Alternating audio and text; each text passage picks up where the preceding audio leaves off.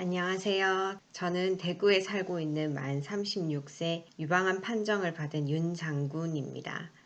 저처럼 유방암이 생겼거나 암에 걸린 가족이 있는 분들에게 작은 도움이 되고자 영상을 남기기로 했습니다. 영상을 찍는 지금은 첫 항암 치료를 시작하기 직전입니다. 먼저 암 판정을 받고 정밀 검사를 하고 3중 음성 유방암 2기 판정을 받기까지의 약 20여일의 과정을 얘기할게요. 정확한 날짜로는 2022년 11월 22일 화요일 저녁에 샤워를 하고 침대에 비스듬히 등을 이렇게 기대고 누워서 폰을 만지다가 가슴 쪽이 좀 가려운 거예요. 샤워하고 바디로션을 좀 덜 발라서 그러나 싶어서 이제 가슴 쪽을 이렇게 만지는데 가슴 중앙 쪽 여기 왼쪽 윗가슴이 조금 볼록한 느낌? 보통 우리 여자들 가슴에 있는 멍울인가 싶어서 이제 오른쪽과 대칭인가 싶어서 만졌는데 왼쪽이 좀 더 볼록한 거예요. 그래서 이렇게 만져봤는데 왼쪽만 더 볼록해요.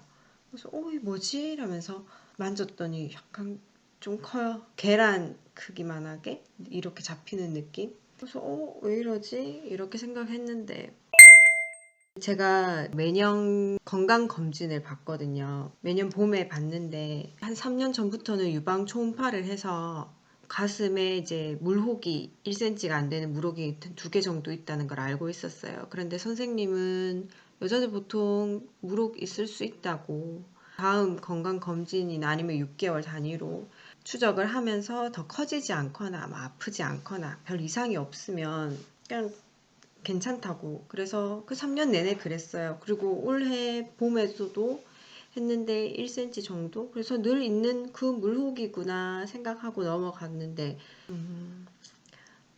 그러다가 이제 병원에 그래도 예약은 해야겠다. 주변에 있는 유방외과 개인 병원을 알아봤더니 근처에 있더라고요. 가게를 하고 있어서 주중에 또 휴무를 하기는 또 여의치 않고 월요일 다음 주? 뭐 일주일 사이에 뭐가 있겠어. 다음 주 월요일 11월 28일 월요일에 근처에 있는 개인 병원 유방외과에 진료를 예약했습니다. 그렇게 해서 11월 28일 월요일에 아침에 동생이 이제 언니 겁날까봐 같이 가져서 갔더니 사이즈가 크니까 조직 검사를 해보자고 하더라고요. 그냥 사이즈가 크니까 원래 통상적으로 하는 건가? 가슴 쪽에 부분 마취를 하고는 총처럼 탕탕 소리가 나는 걸로 조직을 빼낸다고 하더라고요. 그걸 하는데 초음파로 이렇게 갖다 대고 화면을 보면서 마취를 하고 여기다 바늘을 넣어서 조직을 탕탕탕 몇 번, 한 10번? 소리는 좀 컸어요. 뭐 아프진 않았어요. 마취를 했으니까. 그러고는 반창고 붙여서 집에 왔어요. 그런 조직 검사 결과는 좀 빨리 나온대요. 내일 오후 5시 이후에 전화를 해준다고 하더라고요. 그렇구나. 저는 이게 더 아팠어요. 마취 풀리면서. 다음날 화요일이 됐어요. 인터넷에 찾아보니까 물혹 제거하는 그런 맘모톰이라는 게 있는데 그게 뭐 실비가 된다는 둥 안 된다는 둥이 있어서 100만 원 가량 하는데 이게 내가 든 실비는 되나 막 그런 것만 검색하고 있다가 바로 병원에서 전화가 오더라고요. 네, 인정 씨. 네 선생님. 결과가 좋지 않습니다. 저 결과가 좋지 않다는 게 무슨 말씀이세요? 암입니다. 네? 암이요? 유방암이요?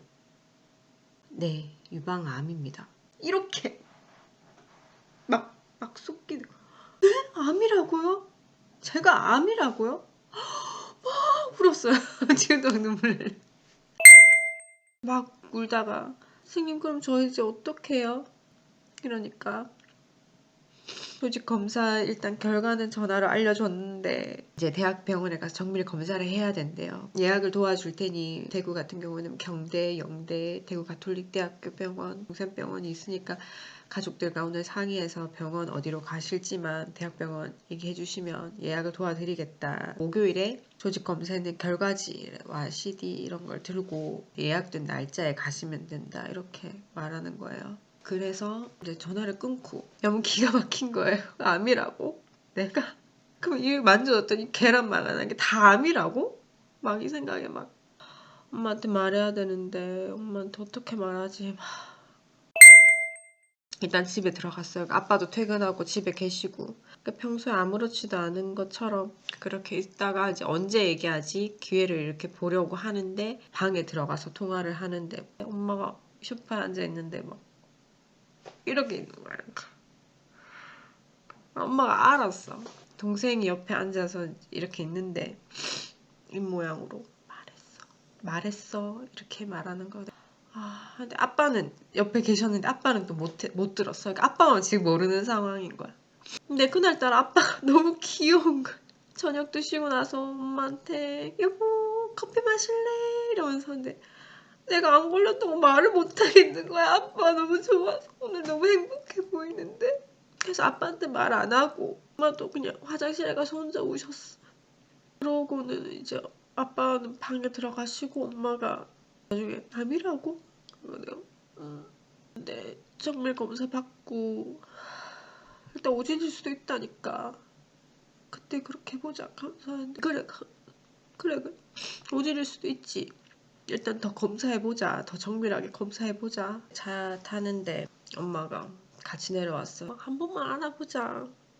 엄마는 안아주는 거야. 그러면서 안아주면서 왜 네가 근데 저는 그때도 막 울지도 않고 씩씩한 척 했어요. 엄마한테 말하는 게 제일 어려웠거든요.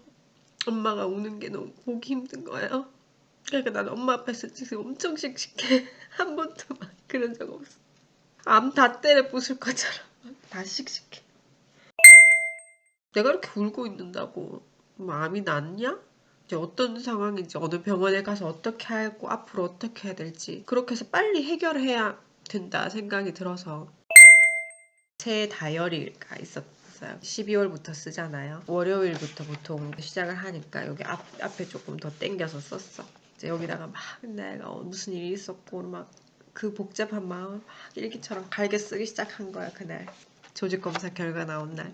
마지막 문구에 보면 지금 내 기분은 안 믿긴다. 내 인생의 변곡점이 되겠지? 그럼 난 다르게 살 수 있을까? 나중에 아기는 가질 수 있을까? 언제? 라는 생각이 들어 좀 슬펐다. 도대체 몇 기일까? 전이는 됐을까? 괜히 기분 탓인지 오른쪽도 아픈 것 같다. 어떻게 이렇게 커질 때까지 몰랐을까? 사이즈가 3cm였거든요. 2023년 다이어리를 보면서 나 이 다이어리의 마지막 날까지 살아있을까? 이렇게 생각했어. 그 다음 수요일에는 아침에 제가 갔던 그 개인 병원 유방외과에 전화해서 대구 가톨릭대학교 병원으로 진료 예약해달라고 말하고 목요일에 결과지 받으러 오라고 하더라고요. 목요일 아침이 됐어요. 제가 전화로 암이라는 걸 들었잖아요. 그러니까 병원에 가면 선생님한테 그런 마주하면서 얘기를 할 건데 현실을 마주하기 싫어서인지 아침에 너무 일어나기 싫은 거야. 막 동생이랑 걸어서 병원을 가고 또 선생님 마주하는데 막 눈물이 나는 거야.